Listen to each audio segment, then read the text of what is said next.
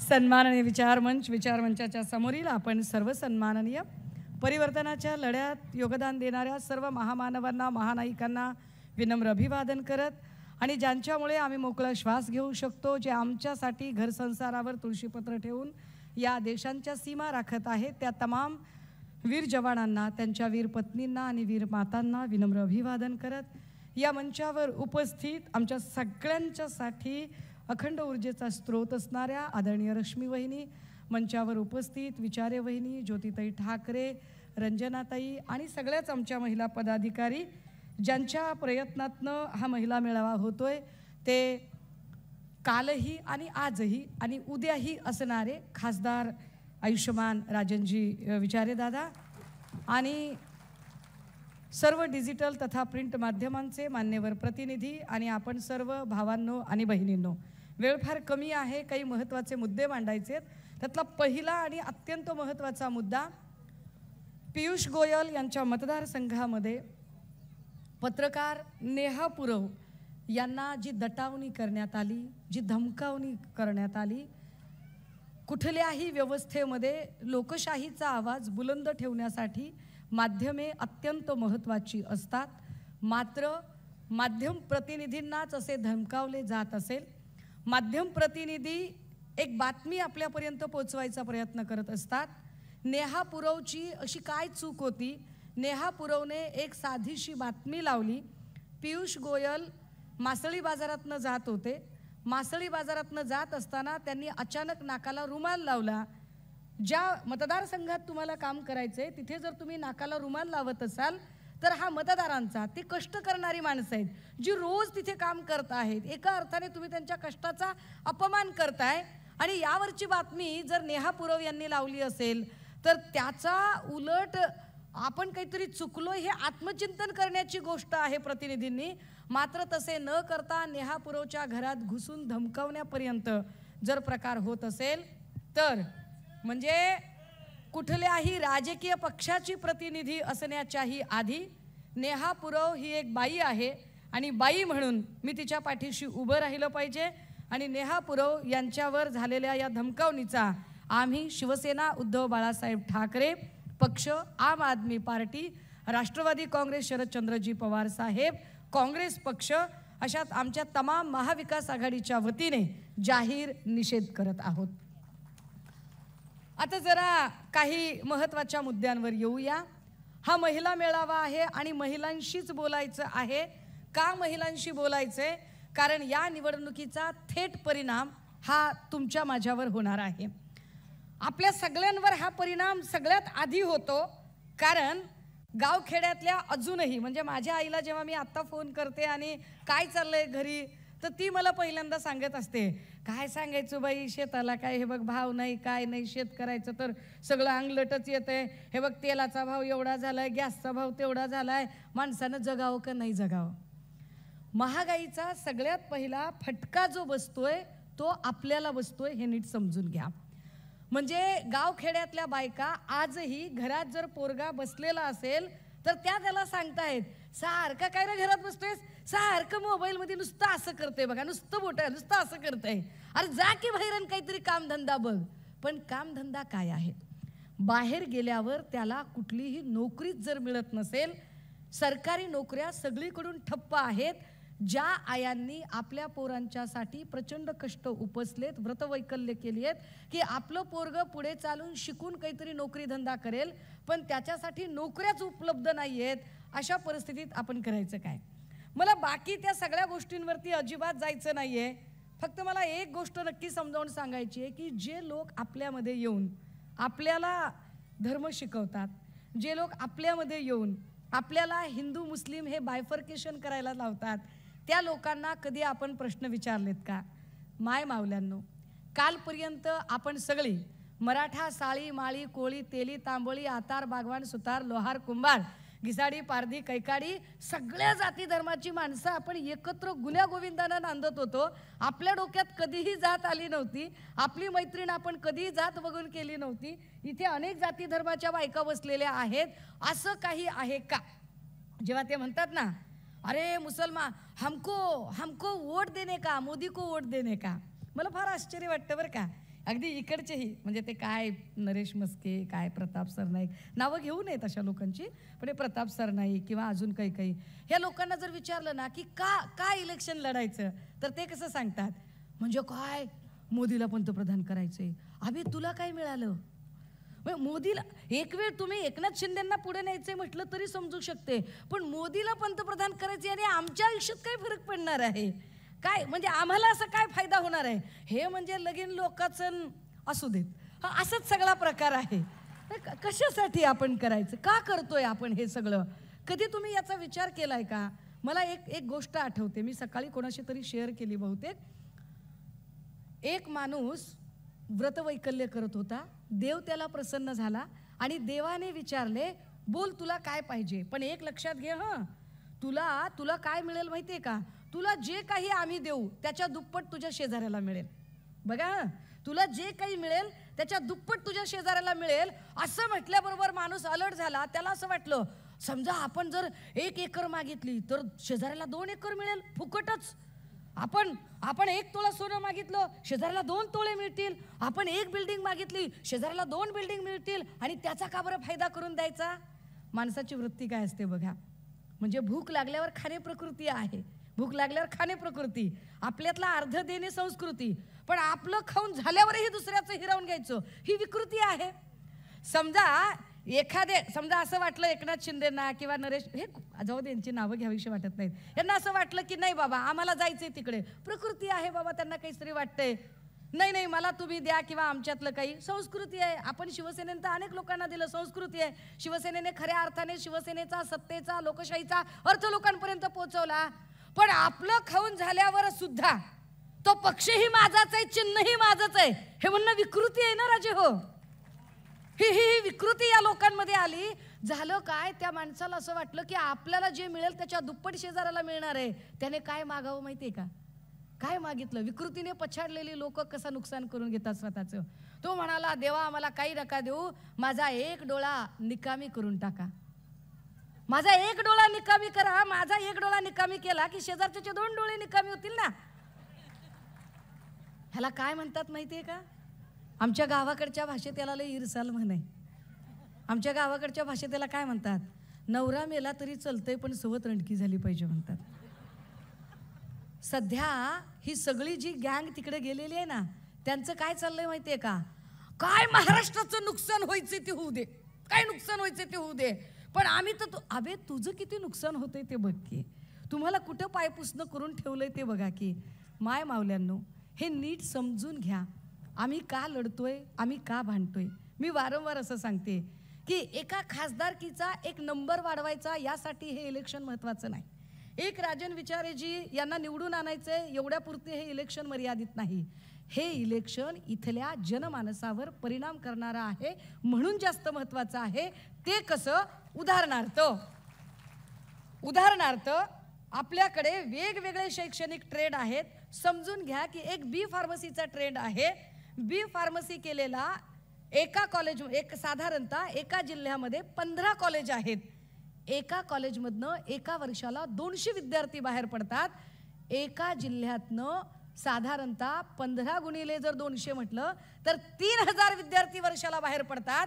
म्हणजेच राज्यभरातनं 1 ते 1.25 लाख विद्यार्थी बाहेर पडतात. आता नीट समजून घ्या, बी फार्मसी झालेला जो पोरगा आहे त्याला काम कुठे मिळतंय? त्याला काम मिळतं औषध गोळ्या बनवणाऱ्या कंपनीत किंवा स्वतःचं मेडिकल स्टोअर. 1.25 लाख पोरांपैकी फार तर 30 ते 35 हजार मुलं मेडिकल शॉप टाकू शकतात. सगळीच पोरं मेडिकल स्टोअर करू शकत नाहीत. 25 ते 30 हजार पोरं मेडिकल स्टोअर टाकतील. बाकीच्या पोरांनी काय करायचं, तर बाकीच्या पोरांना कदाचित त्यांना औषध गोळ्या बनवणाऱ्या कंपन्यांमध्ये काम शोधावं लागेल. पण परिस्थिती अशी आहे की महाराष्ट्रात औषध गोळ्या बनवणारी कंपनीच नाहीये. हे नीट समजून घ्या की सत्ता असताना सन्माननीय नेते आदित्यजी यांनी मल्टी ड्रग्ज प्रोजेक्ट आणला. कशासाठी आणला? की इथे जर औषध गोळ्या कंपन्या झाल्या तर बी फार्मसीतनं बाहेर पडणारी जी आमची दरवर्षाला लाखो पोरं आहेत ती पोरं अकोमोडेट होतील, त्या पोरांना नोकऱ्या मिळतील. पण झालं काय, जे सगळे बिचारे मुनीम झाले होते गुजरात्यांचे, जे सगळे जे सगळे गुज्जूब आहेत त्या मुनिमांनी काय केलं की हा सगळा जो प्रोजेक्ट आहे हा प्रोजेक्टच अहमदाबादला वळवला. आता काय होईल? जी आमची पोरं जी बी फार्मसी झाली पोरं आहेत ती नोकरी शोधण्यासाठी अहमदाबादला जातील, लॉन्ड्री तिथली घेतील, मेस तिथली घेतील, रूम तिथला भाड्याने घेतील, गेला बाजार लग्न पण 50% तिथेच करून राहतील. म्हणजे अर्थव्यवस्था जी आहे ती तिकडची गतिमान होते. महाराष्ट्राचं काय? गुजरात पाकिस्तानमध्ये नाहीये, गुजराती सुद्धा आमचे बहीण भाऊ आहेत. पण हे नीट समजून घ्या की गुजरातचं व्यवस्था बघायला गुजरातचे मुख्यमंत्री आहेत. आमच्या मुख्यमंत्र्यांकडून अपेक्षा अशी की त्यांनी आमच्या इथे काम केलं पाहिजे. मग आमच्या इथे काम करायचं म्हटल्यावर ते काय म्हणतात? त्यांची ठरलेली टेप असते, ठरलेली टेप. एक तर हिंदू मुस्लिम करायचं किंवा दुसरी टेप काय? मी शेतकऱ्याचा पोरगा आहे, काय शेतकऱ्याच्या पोराने मुख्यमंत्री होऊ नये का? हो ना दादा, चांगली गोष्ट आहे, आमचा भाऊ मुख्यमंत्री झाला, आनंद आहे बाबा. अरे पण शेतकऱ्याच्या पोरानं मुख्यमंत्री व्हायचं इथपर्यंत ठीक होतं. एकनाथ शिंदे साहेब शेतकऱ्यांचे लेकरू होतं, ठीक आहे बाबा, तो मुख्यमंत्री झाला, चांगली गोष्ट आहे. एकनाथ शिंदेचे चिरंजीव आता शेतकऱ्याचे म्हणवले जातील का? ते तर मुख्यमंत्र्यांचं पोरग आहे ना. मग ठाण्यातनं किंवा कल्याणमधनं मुख्यमंत्र्याच्याच पोराला तिकीट द्यायचं का? का सर्वसामान्याच्या लेकराने कल्याणमधून उभं राहू नये का? सर्वसामान्याच्या लेकराला उमेदवारी द्या. पण तुमचंच पोरग. बरं हेच सांगतात बरं का, मी माझ्या श्रीकांतला साधं हॉस्पिटल टाकून देऊ शकलो नाही. दादा, तुम्ही तुमच्या पोराला हॉस्पिटल टाकून देऊ शकला नाही, मग महाराष्ट्राच्या पोराला काय देताल तुम्ही? विचार करण्यासारखं आहे ना. का ही निवडणूक महत्वाची आहे? महाराष्ट्राची सत्ता, मत्ता, अस्मिता अबाधित ठेवण्यासाठी आणि महाराष्ट्र धर्म वाढवण्यासाठी. म्हणून ही निवडणूक गरजेची आहे. कारण महाराष्ट्राने कधीही आपला स्वाभिमान कुणाच्याही पायाशी गहाण टाकला नव्हता. जेव्हा हे असली नकलीचा वाद करतात तेव्हा अजून माया हो समजून घ्या. जेव्हा कधी म्हणजे अटलजी होते, अडवाणीजी होते, गडकरी होते, मुंडे साहेब होते, आपली जेव्हा जेव्हा युती झाली त्या वेळेला तिकडनं लोक मातोश्रीवर सीट वाटपासाठी आली, आपल्यातलं कोणी तिकडे गेलं नाही. पण आता जे स्वतःला इकडे मोदी म्हणतात, ए हौसले शिवसेना के हमारे साथ जो शिंदे साहब है ये कैसे असली है भैया, इनके पास टेम्बी नाके पर तो कोई नहीं आता है, शाह साहब भी नहीं आते हैं, मोदी जी भी नहीं आते हैं, इनको कुछ मुजरे करने के लिए उधर बुलाते हैं, ये कैसे असली हो गए. मग माझ्यासारख्याला प्रश्न पडतो, एकनाथ भाऊ, तुम्हाला तुमच्या पोराचं तिकीट जाहीर करता येत नाही, तुमच्या पोराची उमेदवारी जाहीर करायचा अधिकार तुम्हाला नाही, बाकीच्या पोरांची उमेदवारी का यावं, लोकांनी का जावं शिंदेंकडे, ज्यांना स्वतःची उमेदवारी जाहीर करायचा अधिकार नाही. असो, आम्हाला त्याच्यावर पण जायचं नाही. आम्हाला मुद्दा वेगळा सांगायचा आहे. मुद्दा काय आहे? मुद्दा हा आहे की इथे जे प्रश्न महत्त्वाचे आहेत त्या प्रश्नावर न बोलता ही सगळी माणसं सांगतात की आम्हाला मोदींना पंतप्रधान करायचे आहे. कशासाठी? कशासाठी मोदींना पंतप्रधान करायचे आहे? तर ते म्हणतात मोदी विश्वगुरू आहेत. माय मावल्या हो, नीट समजून घ्या. विश्वगुरू नुसता G20चा कोणीतरी प्रमुख होऊन चालत नाही. या जगामध्ये G20 पेक्षा सुद्धा मोठमोठ्या संघटना झाल्या. सेटो झाली, सेंटो झाली, नाटो झाली, सार्क झाली, हू झाली, युनो झाली, कितीतरी मोठमोठ्या संघटना होत्या. ज्या संघटनांची प्रमुख पदं या देशातल्या एका मातबर पंतप्रधान श्रीमती इंदिरा गांधीजींनी भूषवली होती. आणि त्या इंदिराजींनी नुसती पदं भूषवली नाही तर 1971 साली एक अख्खा बांगलादेश नावाचा देश निर्माण केला होता. पण अडचण काय माहितीये का? त्यांनी जाहिराती केल्या नाही. शिंदे साहेबांकडे जाहिरातीला चिकार पैसा आहे, जाहिरात खूप करतायत. आपली अडचण तिथे आहे. माया हो, तुम्ही मोबाईलवर मालिका बघताय की नाही? तुम्ही नेटफ्लिक्स बघताय, तुम्ही ॲमेझॉन बघताय आणि तुम्ही स्क्रोल करताय. तुम्ही जेव्हा स्क्रोल करता, स्क्रोलवर जाहिरात तुम्हाला एखादं चांगलं पुस्तक आहे त्याची सजेस्ट केली जाते का? नाही. स्क्रोलवर तुम्हाला जाहिरात एखादं तूप तब्येतीला चांगलं असतं, तुपाची जाहिरात येते. बदाम तब्येतीला चांगले असतात, बदामाची जाहिरात येते. जाहिरात कशाची येते? जंगली रमी प्याव ना महाराज. जाहिरात कशाची येते? बोलो जुबा केसरी. जाहिरात कशाची आहे? खूप जमेगा रंग जब मिल बैठेंगे तीन यार, आप मैं और बाप सोडा. लक्षात येते? जाहिरात वाईटाची होते, जाहिरात चांगल्या गोष्टीची होत नाही, जाहिरात वाईटाची होते. हे नीट समजून घ्या की काँग्रेसने कधी जाहिरात केली नाही. तुमच्या माझ्या दंडावर एक धामुक्यासारखा ठिपका आहे बघा, तुमच्या माझ्या दंडावर एक छोटी खून असल्यासारखं कोरीव आहे. काय आहे ते?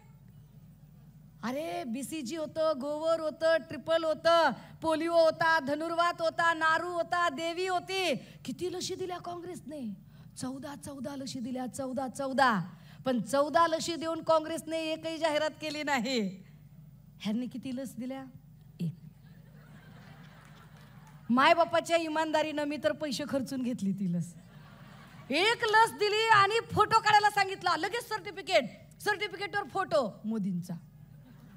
कुठं वापरलं माहिती सर्टिफिकेट? आपण ड्रायव्हिंग लायसन्स काढताना मागतात ते सर्टिफिकेट, गॅसचं कनेक्शन घेताना मागतात सर्टिफिकेट, पोराला नोकरीला देताना मागतात सर्टिफिकेट, विजा पासपोर्टला लागतंय सर्टिफिकेट, घर घेताना लागतंय ते सर्टिफिकेट.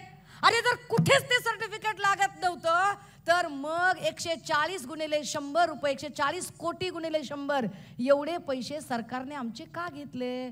माल तो माल, ऊपर से मोदी का ताल. पैसे तर पैसे घेतले, वर जाहिरात पण केली आणि आपल्याला लक्षात नाही आलं. आपण जाहिरातीत कमी पडलो का? नाही, आपण चांगुलपणा जास्त दाखवला. आपण हे सांगत बसलो नाही. जेव्हा ते जाहिराती करत होते, अख्ख्या जागतिक आरोग्य संघटनांनी सांगितलं की कोरोनाच्या काळात सगळ्यात जास्त आणि सगळ्यात चांगलं काम जर कोणी केलं असेल तर महाराष्ट्राचे मुख्यमंत्री उद्धव बाळासाहेब ठाकरे यांनी काम केलं. ज्या काळामध्ये उत्तर प्रदेशमध्ये नदीवर प्रेत तरंगत होती, ज्या काळामध्ये गुजरातला प्रेत रस्त्यावर जाळली जात होती, त्या काळामध्ये महाराष्ट्रात प्रत्येक जात धर्माच्या रीतरिवाजानुसार त्या प्रेताचा त्या इतमामामध्ये संस्कार होत होते. हेही विचार करण्यासारखे आहे की कोरोनाच्या काळात कुठल्याही हॉस्पिटलमध्ये एवढ्या बल्कमध्ये मृत्यू झाले नाही जेवढे मृत्यू पोस्ट कोरोना काळामध्ये आरोग्यमंत्री तानाजी सावंत असताना झाले. मग ते कळव्याचे मृत्यू असतील, ते नांदेडचे मृत्यू असतील, ते संभाजीनगरचे मृत्यू असतील. आणि काय गलिच्छ पद्धतीने त्या भाजपच्या आक्रस्ताळ्या बायका बोलल्या.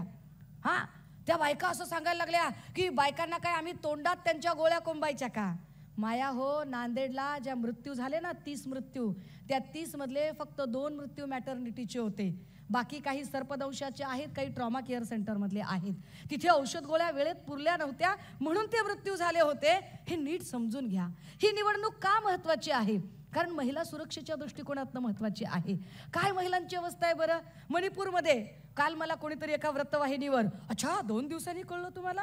अच्छा 2 दिवसांनी कळलं तुम्हाला? हो बाबा, मला 2 दिवसांनी एखादी बातमी कळली, पण मणिपूरची बातमी 2 महिन्यानंतरही मोदीजी तिकडे गेले नाही, त्यावर माध्यमे का प्रश्न विचारत नाहीत? विचारला पाहिजे ना प्रश्न की मणिपूर मधल्या ज्या 2 मायमावल्या नागवल्या गेल्या त्यावर का तुम्ही बोलत नाहीत? काय पद्धतीने हाथरस, उन्नाव, कठवा यावर चकार शब्द काढला जात नाही. बिल्किस बानोच्या बलात्कारांबद्दल काहीच बोललं जात नाही. बलात्कारी कुलदीप सेंगरच्या समर्थनार्थ मोर्चे काढले जातात. एखादा आमदार खासदारांच्या बद्दल अत्यंत वाटेल त्या भाषेमध्ये बोलतो. आज कोल्हापूरचा कोणीतरी वाह्यात आमदार माझ्याबद्दल बोलत होता. मी त्याच्यावर उत्तर देत नाही, कारण मला असं वाटतं की जिसकी जैसी परवरिश होती है वो उसी भाषा में बात करता है.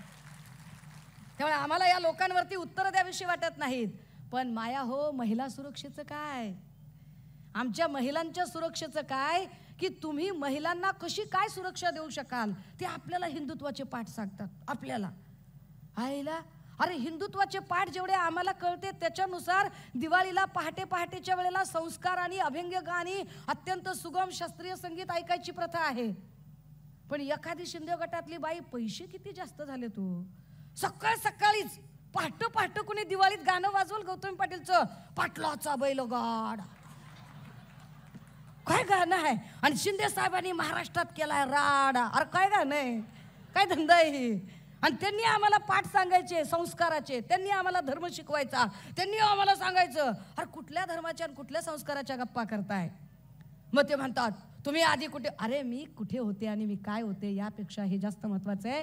मी ईडीच्या भीतीने आलेली नाही, मी सत्तेच्या लालसेने आले नाही. जर महाराष्ट्राचा बाप भाऊ म्हणून आमचे कुटुंब प्रमुख इथे लढत असतील तर महाराष्ट्राची लेक बहीण म्हणून ताकदीनं त्यांच्यासोबत उभं राहिलं पाहिजे असं आम्हाला वाटतंय, म्हणून मी इथे आहे. हे माझ्यासाठी जास्त महत्त्वाचं आहे. माया हो, एक नीट लक्षात घ्या अजून एक गोष्ट. मघाशी मला काही पत्रकार विचारत होते, वहिनी बोलणार आहेत का, वहिनी बोलणार आहेत का. म्हटलं नाही बाबा, मला नाही वाटत वहिनी बोलतील म्हणून, पण तरीही बघा बाबा काही बोलणार असतील तर. सगळे माध्यम कॅमेरे लावून इकडे वहिनी बोलणार आहेत म्हणून सगळे बाहेर. मी म्हटलं वहिनी, I am just telling you, all cameras are here, all channels are here, की आपण बोलणार आहात का. वहिनी म्हटलं नाही, मला कशाला बोलायचंय, मी आली आहे फक्त आणि फक्त श्री आणि सौ राजन यांच्यासाठी आली आहे की इथे सगळं व्यवस्थित आहे ना आणि सगळेजण छान काम करतायत ना.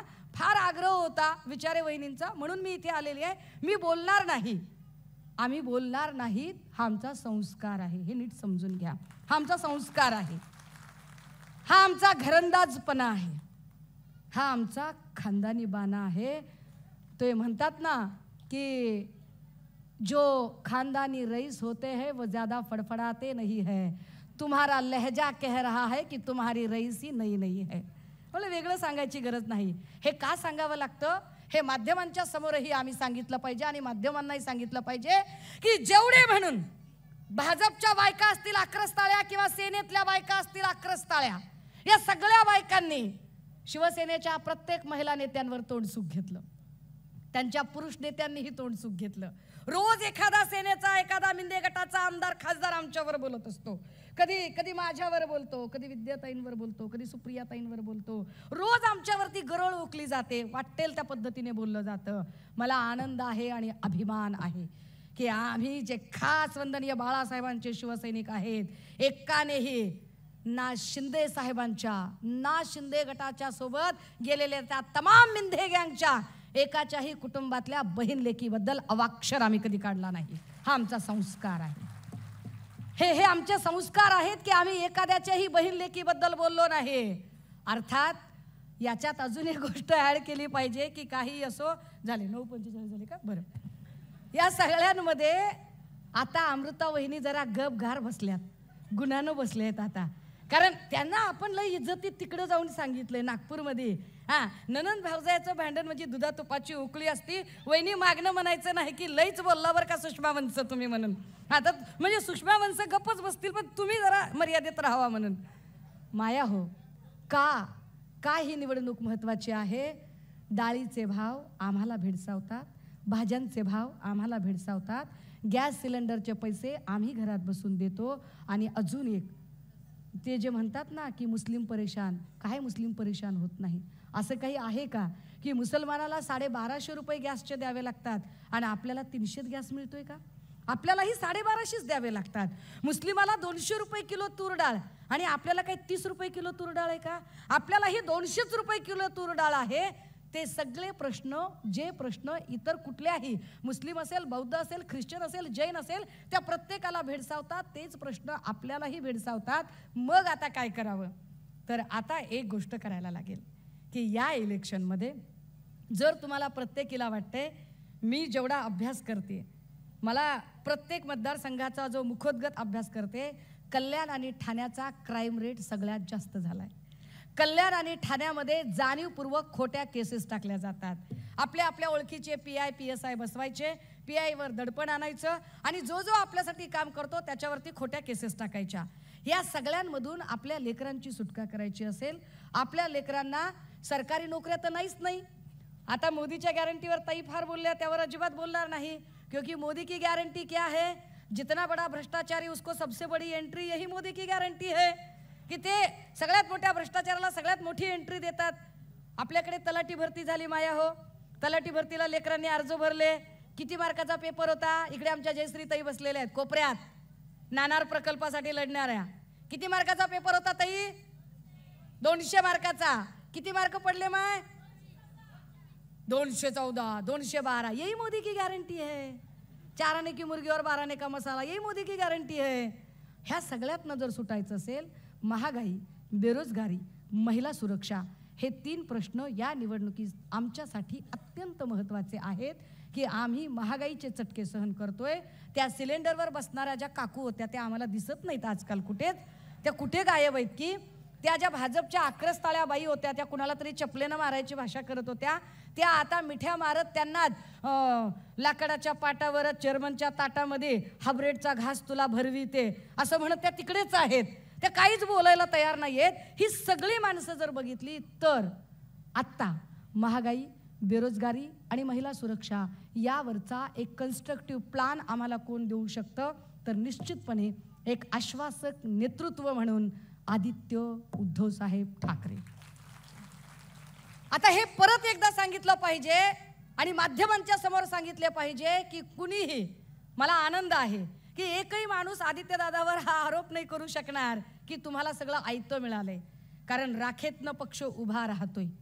पुन्हा एकदा फिनिक्स सारखी पक्ष भरारी घेतोय आणि हा पक्ष उभा करताना ज्या पद्धतीने मेहनत घेतली जाते, ज्या पद्धतीने ते आपला वेळ देत आहेत, हे जास्त महत्त्वाचं आहे. महाराष्ट्रातल्या प्रत्येक तरुणांच्या साठीचा आश्वासक चेहरा म्हणून जर ते पुढे येत असतील आणि त्यांच्यासोबत जर आदरणीय पवार साहेबांचे, आदरणीय उद्धव साहेबांचे आशीर्वाद असतील, तर निश्चितपणे ते ही लढाई फार यशस्वीपणे पार पाडतील. आपण सगळ्यांनी आपला लेक, आपला भाऊ म्हणून आता सोबत राहण्याची गरज आहे. महिला शक्तीवर अजून माझ्याकडे फार वेळ कमी असल्यामुळे मी घाईघाईत सगळे मुद्दे घेण्याचा प्रयत्न करते, पण आपल्या सगळ्यांची ताकद त्यांच्या पाठीशी उभी राहणार आहे. आणि हो, इथे अजून उमेदवारच ठरत नाहीये त्यांचा. मस्केंनी म्हणायचं प्रताप सरनाईक माझ्यासमोर कुणीच नाही, आणि प्रताप सरनाईकांनी म्हणायचं नाही त्यानं कोट शिवला असला तरी उमेदवारी मलाच मिळणार आहे. अजून ज्यांची उमेदवारी सुद्धा तय झालेली नाही, उमेदवारी सोडा, जागा त्यांना मिळणार आहे की नाही हेही त्यांना माहीत नाही. त्या जागेसाठी त्यांना दिल्लीचे वाट बघावे लागते. त्या लोकांकडून आपण अजिबात डिमोरलाइज व्हायचं कारण नाही. मी जे म्हटलं की हे फक्त जाहिरात आहे, जाहिरात तशी दाखवली जाते, पण नीट समजून घ्या. पश्चिम बंगालमध्ये ममता बॅनर्जी ताकदीनं लढत आहेत, तमिळनाडूमध्ये हे शून्य आहेत, केरळमध्ये यांना कुणी एंट्री देत नाही, आंध्र कर्नाटकची परिस्थिती आपल्याला माहिती आहे. तिकडे दिल्लीमध्ये केजरीवालजींची यांना भीती वाटते म्हणून त्यांना आत टाकलेलं आहे. तेजस्वी यादव शड्डू ठोकून आहेत. म्हणजे एकूण जर सगळं वातावरण बघितलं तर भाजपा 200 सुद्धा पार करू शकत नाही. हा जो सगळा फुगा जाहिरातीचा दाखवला जातोय तो फक्त आणि फक्त जंगली रमी पे आओ ना महाराज सारखा खेळ आहे, याच्या पलीकडे काही नाही.